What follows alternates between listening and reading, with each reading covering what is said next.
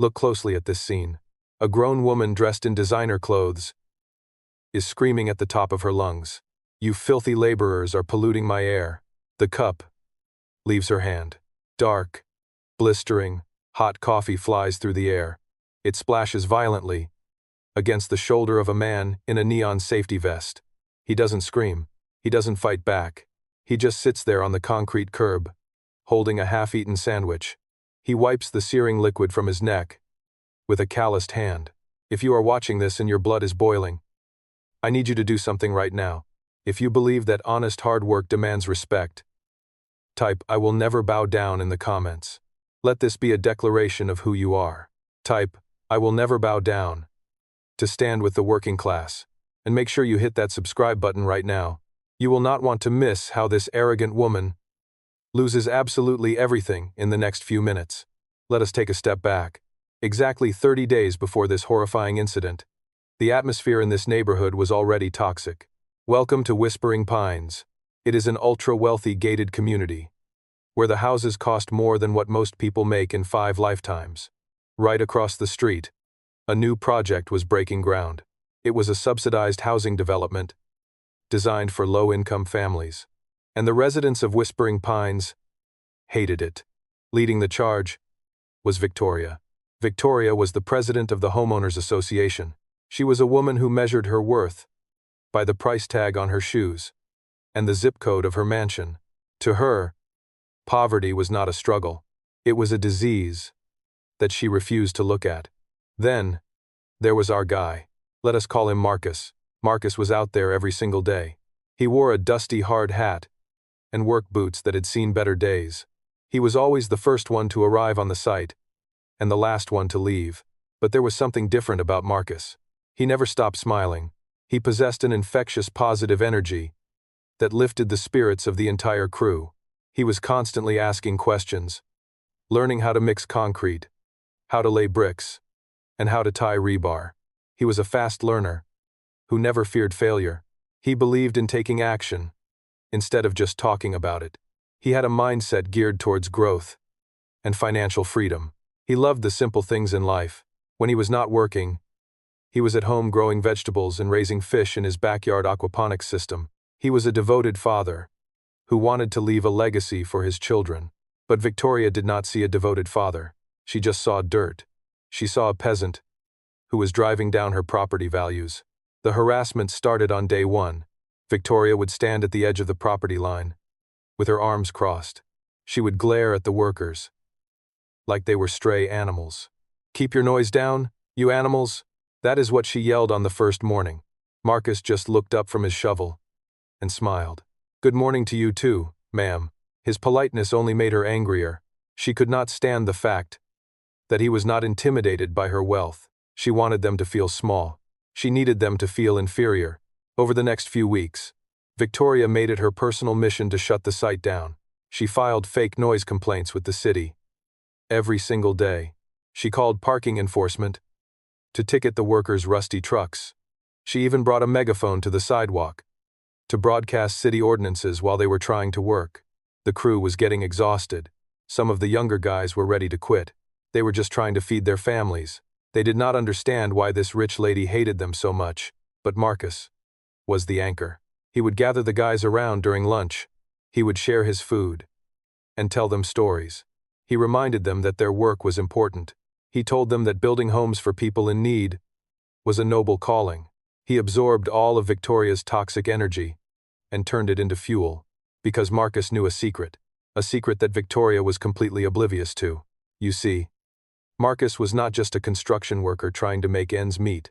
He was playing a much bigger game, and the trap was already set. He just needed her to take the bait.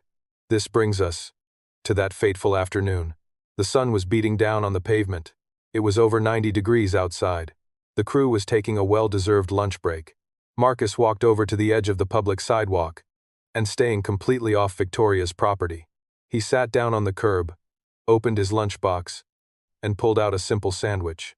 He looked tired, but satisfied. Suddenly, the screech of expensive tires broke the silence. Victoria's luxury SUV slammed to a halt right in front of him. She stormed out of the vehicle, holding an oversized cup of steaming coffee. Her face was red with rage.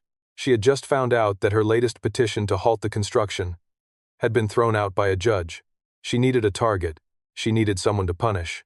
And there was Marcus, eating his cheap lunch on her pristine street. "Get off my sidewalk," she shrieked at the top of her lungs. Marcus chewed his food. Slowly. "It is a public sidewalk, ma'am." He did not raise his voice. He did not show fear, and that is what pushed her over the edge. If you have ever been pushed around by someone who thought they were better than you, you know exactly how this feels. Before we see what happens next, I need you to reaffirm your power. Type, "I will never bow down" in the comments right now. Make your voice heard. She marched right up to him. Her shadow loomed over his sitting figure. She looked down at his dirty boots, and then at his calm face. "You people are a disease. You come into our neighborhoods, and you bring your filth. You are lowering my property values just by breathing the same air as me." Marcus took a sip of his water. "We are building affordable homes, Victoria. Everyone deserves a place to live." She scoffed with a wicked, ugly sound. "Not next to me, they don't. You are nothing. You are a peasant who plays in the dirt for minimum wage, and I am going to make sure you never work in this town again." Marcus finally stood up. He was taller than her, but he kept his distance. He looked her dead in the eyes. He did not look like a scared worker anymore. He looked like a judge, delivering a verdict. "You should be very careful about who you treat like garbage, Victoria, because you never know who is watching, and you never know who actually owns the ground you are standing on." Victoria's eyes widened for a split second, before her rage completely blinded her. She raised the cup of boiling coffee. The scalding liquid arched through the humid air. It hit his shoulder and splashed up against the side of his neck. The agonizing heat seared his skin instantly. Any normal person would have screamed. Any normal person would have thrown a punch. But Marcus did not even flinch. He just closed his eyes for a brief second, took a deep breath, and opened them again. A heavy, suffocating silence fell over the construction site. The crew dropped their tools. The roaring engines of the concrete mixers seemed to fade into the background. Victoria stood there, panting heavily, a twisted smile forming on her lips. She looked proud of herself. She looked like a queen who had just disciplined a disobedient servant. "That is exactly what you deserve," she spat, tossing the empty cup onto his boots. "Now pick up your trash and get out of my sight, before I have you arrested for threatening a homeowner." She pulled out her cell phone, dialing 911 with shaking, adrenaline-fueled fingers. She was really going to do it. She was going to play the victim, after physically assaulting a man just trying to eat his lunch. Marcus reached into his pocket and pulled out a small cloth to wipe the coffee off his neck. His skin was already turning a violent shade of red. Then, he reached into his other pocket. He did not pull out a cheap, shattered phone like Victoria expected. He pulled out a sleek, top-of-the-line, encrypted device. He dialed a single number. It rang once. "It is time," Marcus said calmly into the receiver. "Bring the files to the site." "Yes. All of them. We are ending this today." He hung up and slid the phone back into his pocket. Victoria burst out laughing. It was a high-pitched, manic sound that echoed down the manicured street. "Who did you just call, you pathetic loser?" she mocked, clutching her stomach. "Your union rep? Your little foreman? Nobody can save you. You hear me? I own this street. I dictate what happens in this neighborhood. I am on the board of the Homeowners Association, and you are literally dirt beneath my shoes." Marcus looked at her. He didn't just look at her. He looked through her. The warm, positive energy he always carried was gone, replaced by a cold, calculating authority. He was a man who had built his wealth from the ground up. He knew the value of hard work, of raising a family, of building a sustainable life. He had faced ruthless corporate sharks and cutthroat investors.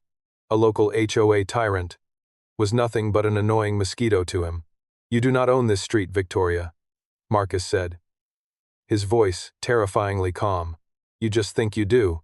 And, in about 15 minutes, you are going to realize how incredibly small your world actually is." The crew gathered behind Marcus, gripping their shovels and hammers. They didn't know what was happening, but they were not going to let this woman bully their friend anymore. Victoria scoffed and paced back and forth on the sidewalk. She was speaking loudly into her phone, telling the police dispatcher that she was being surrounded by a hostile gang of construction workers. She was laying it on thick, pretending to cry, claiming she feared for her life. It was a masterful performance of manipulation. If you are watching this, ask yourself, how many times have you seen people like her get away with this exact behavior? How many times does the wealthy elite twist the narrative to make the working class look like the villains? If you are tired of this blatant injustice, drop down to the comments right now and type, "I will never bow down." Let the algorithm know that we stand for the truth. We waited. The summer heat beat down on the pavement. Neighbors began stepping out onto their porches, drawn by the commotion. They stood in their designer robes and held their purebred dogs, whispering and pointing at the dirty workers on the curb. 10 minutes passed. 12 minutes. Victoria was smirking, tapping her expensive heel against the concrete, waiting for the police cruisers to arrive and haul Marcus away in handcuffs. But it wasn't a police siren that broke the tension. It was the deep, synchronized purr of luxury engines. 3 black, heavily tinted SUVs turned the corner and rolled slowly down the street. They moved with a predatory grace, completely out of place in this quiet suburban bubble. They did not stop at the construction site entrance. They pulled right up onto the curb, blocking Victoria's vehicle completely. Victoria frowned, taking a step back. "Hey, you cannot park there. This is a private." Before she could finish her sentence, the doors of the SUVs swung open simultaneously. Out stepped 5 individuals, in immaculate, tailored suits. They were not local attorneys. They were the kind of high-powered corporate litigators who destroyed Fortune 500 companies before breakfast. They carried thick leather briefcases and walked with an undeniable aura of power. Leading the pack was an older, silver-haired gentleman with piercing blue eyes. He bypassed Victoria completely. He walked straight up to Marcus, who was still wearing his dusty safety vest. The silver-haired lawyer bowed his head slightly, in a deep gesture of respect. "Mr. Sterling," the lawyer said clearly, his voice carrying over the silent street. "Are you injured, sir? We can have a private medical team airlifted here immediately." Victoria froze. Her jaw literally dropped. The smug, arrogant smile slid right off her face, replaced by a look of sheer, unadulterated confusion. "Mr. Sterling? Sir? Why was this high-priced lawyer bowing to a filthy laborer?" Marcus shook his head, wiping the last bit of dried coffee from his collar. "Iamfina, David, just a little caffeine burn. Do you have the documents?" David unclasped his briefcase with a sharp, echoing click. "Yes, Mr. Sterling. The acquisition is complete. The trap is sprung." Victoria could not compute what was happening. Her brain was desperately trying to make sense of the scene unfolding in front of her. "Excuse me," she shrieked, stepping forward. "Who do you people think you are? This man is a trespassing vagrant who just threatened me. I am the president of the HOA, and I demand you move these vehicles right now." David turned to look at her. He adjusted his glasses and looked at her the way a scientist looks at an insect under a microscope. "Victoria Vance," David said, his tone devoid of any emotion. "We know exactly who you are, and as of 9 a.m. this morning, you are no longer the president of the HOA. In fact, the HOA no longer exists." Victoria blinked. "What are you talking about? You can't just dissolve my board." Marcus finally stepped forward. He took off his dusty hard hat and ran a hand through his hair. The illusion of the simple laborer was completely gone. He stood tall, radiating the immense gravity of a self-made billionaire who controlled vast empires of real estate. "I didn't just dissolve it, Victoria," Marcus said, his voice echoing like thunder. "I bought it. I bought the debt. I bought the land. I bought the entire management company that oversees this subdivision. I own the ground you are standing on. I own the streets you drive on." Victoria staggered back, as if she had been physically slapped. Her face drained of all color, turning a sickly, ghostly white. "You are a construction worker," she stammered, pointing a trembling finger at him. Marcus smiled. But it was not the warm smile he gave his crew. It was the smile of a predator, closing its jaws. I am a developer, Victoria. I believe in understanding every single aspect of my projects, from the dirt to the roofing. I came down here to work with my men, because they are building something that matters. But you? You are a parasite. And unfortunately for you, my team has been extremely busy looking into your little HOA fund. Over the past 30 days, Victoria's face turned completely white, all the blood drained from her perfectly contoured cheeks. She looked at David, the high-powered lawyer, and then back at Marcus. Her mouth opened and closed, like a fish suffocating on dry land. "You are bluffing," she whispered, her voice trembling so badly it was barely audible. "You cannot just buy a neighborhood." David calmly clicked open a thick leather folder. He pulled out a heavy stack of financial records, bank statements, and legal decrees, holding them up to the glaring summer sun. "Victoria Vance," David announced clearly, his voice carrying the weight of a judge's gavel. "Over the past 3 years, you have embezzled over $400,000 from the Whispering Pines Homeowners Association Reserve Fund. You used those stolen community funds to pay for your luxury vacations to Aspen. You used them to fund your designer wardrobe, and you used them to pay the lease on this very vehicle, blocking the street right now." Victoria took a staggering step back, her hands shaking uncontrollably. "That is a lie," she screamed, her voice cracking in pure panic. "Those are fake documents. I demand to speak to my attorney." Marcus took a slow step forward, his towering presence completely overshadowing her trembling frame. "The forensic accountants have already traced every single wire transfer, Victoria.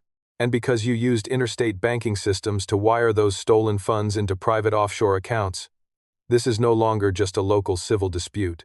It is a federal crime. Wire fraud carries a maximum sentence of 20 years in federal prison, and it gets significantly worse for you." Marcus pointed a steady finger to the fresh, blistering red burn on his neck. "You just assaulted me with a boiling liquid, in front of 20 eyewitnesses and 2 site security cameras. In this state, throwing a hot chemical or substance with the intent to disfigure or injure is classified as aggravated felony assault. You also attempted to weaponize the police dispatcher by filing a demonstrably false police report. And let us not forget the Federal Fair Housing Act. Your documented efforts, emails, and text messages attempting to block this subsidized housing project, based purely on class and income discrimination, have officially triggered a federal civil rights investigation. You are completely, undeniably done." Right on cue, the wail of sirens pierced the quiet suburban air. 2 local police cruisers turned the corner, their lights flashing brilliantly against the manicured lawns. They were followed closely by an unmarked black SUV, belonging to federal investigators. They had not been called by Victoria's panicked 911 stunt. They had been called by David's legal team exactly 30 minutes ago, armed with a signed arrest warrant. Victoria dropped her phone. It shattered against the hot pavement, breaking into dozens of pieces. Just like her arrogant, toxic world, her knees gave out. She collapsed right there on the dirty, dusty sidewalk, the exact same public sidewalk she had tried to kick Marcus off of just 20 minutes earlier. "Please," she sobbed, the heavy, expensive makeup running down her face in dark, ugly streaks. "Please, Mr. Sterling. I was just trying to protect my property values. I have a reputation to maintain. I will step down from the board immediately. I will leave you and your workers alone forever. Just don't do this to me. I cannot go to prison." Marcus looked down at her. His eyes were cold, devoid of even a single ounce of pity. "You did not care about property values, Victoria. You cared about power. You cared about making hardworking people feel like they were less than human, so you could feel superior.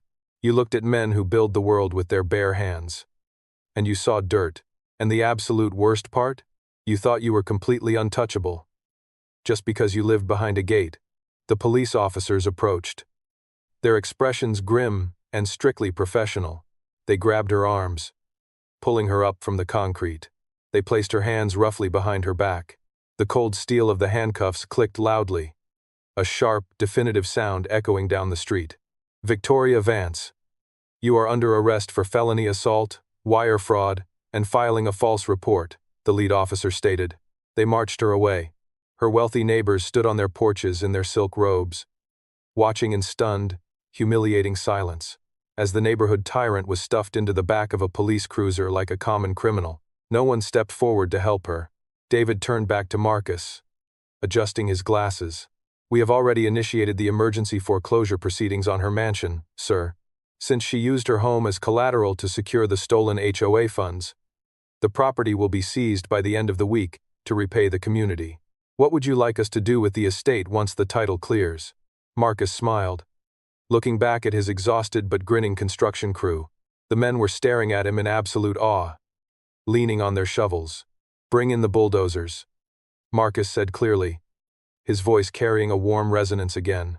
"Tear the mansion down to the foundation, and turn the entire lot into a free community park and organic vegetable garden for the new affordable housing project." The construction crew erupted into massive, deafening cheers. They rushed forward, clapping Marcus on the back, realizing that the humble man who had been eating stale sandwiches with them on the curb was actually the billionaire visionary who was going to change their city forever. Marcus had won. He didn't win by screaming. He didn't win by flexing his immense wealth or throwing a tantrum. He won by staying grounded, working hard, gathering the facts, and letting the arrogant elite completely destroy themselves. Now, let me ask you a question, and I want you to be brutally honest with yourself. When you saw Victoria pouring that boiling coffee onto a defenseless worker, did you immediately assume the system would just let her get away with it? Have we become so deeply conditioned to the wealthy elite escaping justice that we have stopped fighting back in our own lives? If you were standing in that crowd today, watching a laborer get assaulted, would you have stepped up to defend him? Or would you have just pulled out your phone to record it in silence? Type your honest answer in the comments below, right now. Let us see who actually has the courage to stand up for what is right. This channel is built for the underdogs. It is built for the builders, the creators, and the people who refuse to let money dictate human decency. If that is you, hit the subscribe button right now. Join our community. Keep building your empire. And remember, type, "I will never bow down" before you leave.